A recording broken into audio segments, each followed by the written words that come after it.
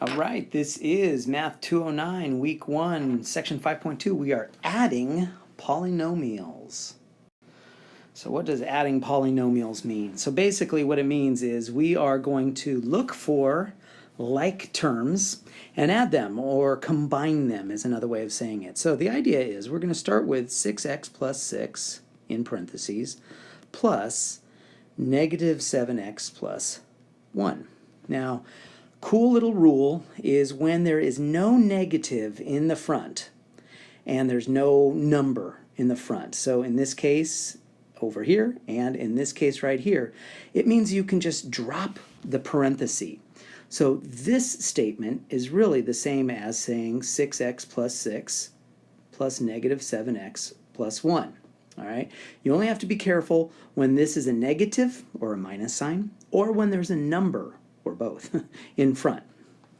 Okay, so now using the commutative property, we can put our like terms. So this guy and this guy are like terms, and this guy and this guy are like terms. So we're going to use the commutative property to put our like terms next to each other, and then I can combine like terms. So 6x plus negative 7x.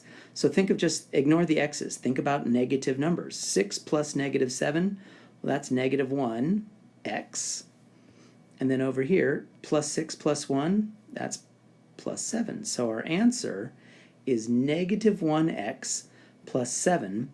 Now, that negative 1 is kind of optional. If you wanted to, you could just put negative x plus 7. That means the exact same thing. So that 1 is kind of optional in this case. So here, again, we're just going to do more of the same. So you've got, in parentheses, 6x squared plus 4x plus 2. That's a quantity. Plus the quantity 5x squared plus 6x.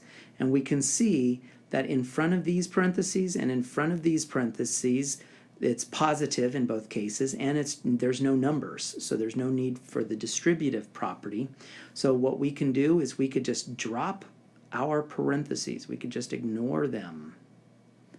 And so we get this. And now what we're going to do is we're going to look for our like terms.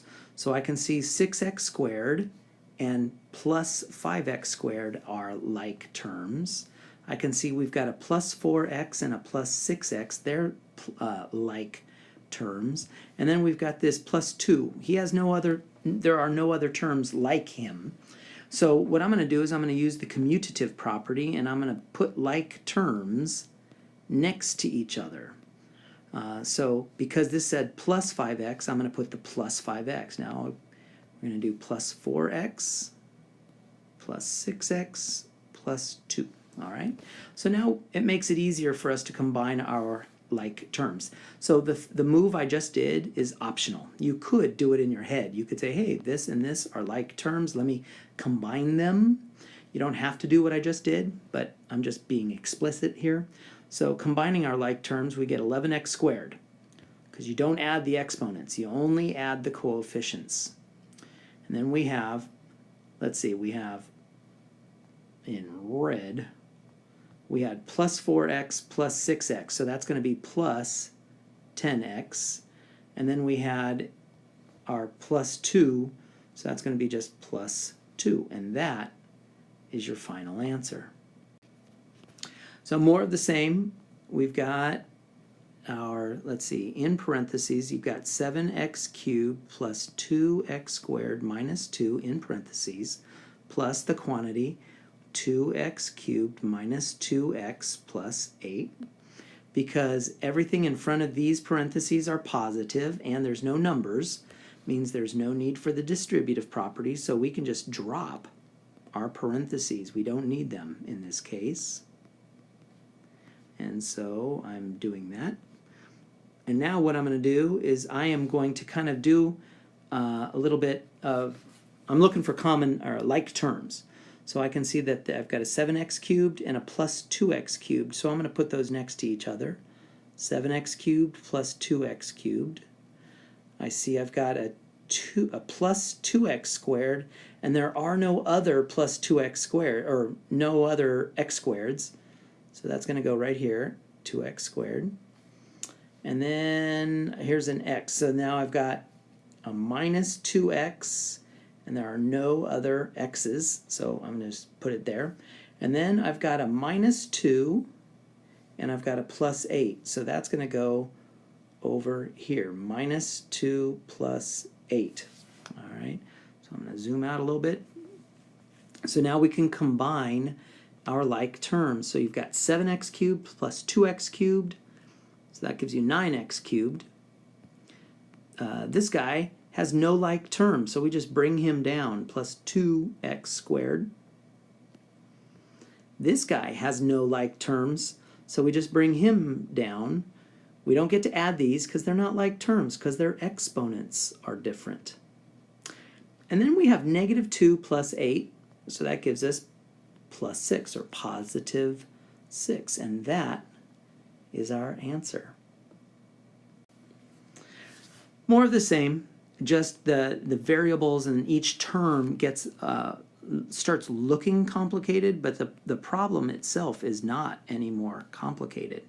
So I'm copying down the problem, and because in both cases I have positives in front of both parentheses and there are no numbers, so I have no need for the distributive property, so I can just recopy this and drop the parentheses. I could just ignore the parentheses. So I get this, and then I see that this guy and this guy are like terms, so I'm going to write those next to each other. And then I can see that this guy and this guy are like terms, so I'm going to write them next to each other. Now, combining these two, what number is this? Well, that's a negative 1. How do I know that? Well, when there's no number, it's a 1. So negative 1 plus 5, that gives us 4. So it's going to be 4xy to the third power. And then way back here, I've got plus 4 minus 2, so that gives me plus 2. And there is our answer. So adding these polynomials, we're just kind of changing the variables now. So now we've got 7ab squared plus 5, oh gee whiz, a cubed b plus 5a cubed b minus 7ab squared, just a alphabet soup. One of the things we notice is in front of both sets of parentheses, they're positive, and there's no numbers, so we have no need to do the distributive property. So I can just ignore the parentheses. I could just drop the parentheses, and I get this. All right, so now I'm going to look for our like terms.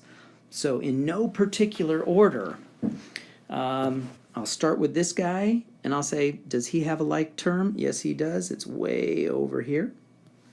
And then I'll say, does this guy have a like term? Yes, it's right here.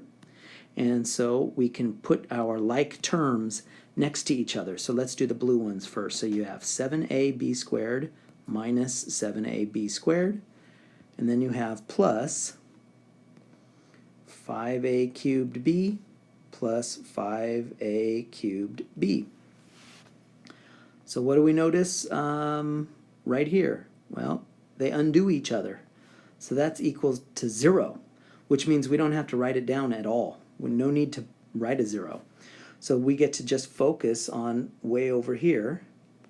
And since it's plus 5, so that gives us 10. So that's 10a cubed b as our final answer. This is more of the same. The only difference is now they're stacking them up. They're stacking the like terms on top of each other. And as a result, you don't have to write the parentheses. It's kind of a weird way. To be honest, mathematicians don't often write polynomials like this. But the idea is we can actually just jump to the answer. Negative 7, because the like terms are already stacked. So you've got negative 7 plus negative 5. So that gives us negative 12x squared. And then here we have 8x plus negative 4. So 8 plus negative 4 gives us 4. So, or positive 4. So that's going to be plus 4x. And then we have negative 2 plus negative 9. That's negative 11. And there is our answer. And the last problem is exactly more of the same. So what do we have? Let's see. I'm going to get this in a thicker pen here. Okay, so we've got negative 3 plus 6, because the like terms kind of make it so that we can ignore them for a second. Negative 3 plus 6, well, that's 3. So that's going to be 3x squared. And then we have 1, because when there's no number, it's a 1. So now we have 1 plus negative 3, so that's negative 2. So that's going to be minus 2x. And then this guy has no like term, so it's nothing plus negative 1. That gives us negative 1. And there is our answer.